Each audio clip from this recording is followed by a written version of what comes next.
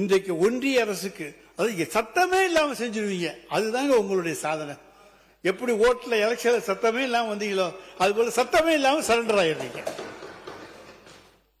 பள்ளிக்கல்வித்துறை அமைச்சர் அவர்கள். மாண்புமிகு சட்டமன்ற பேரவைத் தலைவர் அவர்களே, எதிர்க்கட்சியை பொறுத்தவரை சற்று நேரம் முன்பு மாண்புமிகு உறுப்பினர் தங்கம் தென்னரசு அண்ணன் பேசினார்.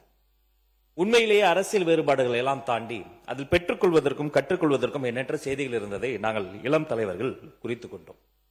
அந்த துணியில் பேசுகிற பொழுது இந்த சட்டமன்றத்தினுடைய மாண்பை பாதுகாக்க, மரபை வழித்தொடர அது வழிவகுக்கும். ஆனால் மதிப்பிற்குரிய உறுப்பினர் அவர்கள் பேசுகின்ற பொழுது ஆரம்பம் முதலே பொது தளத்தில் பார்த்தது, சோசியல் மீடியா, பில்லு வாங்க போனப்ப நீங்க எங்க பில்லு வாங்க போனீங்க என்று இந்த நிதி அறிக்கை சார்ந்து பேசாது ஒரு அரசியல் கூட்டம் போல பேசிக் கொண்டிருக்கிறார்.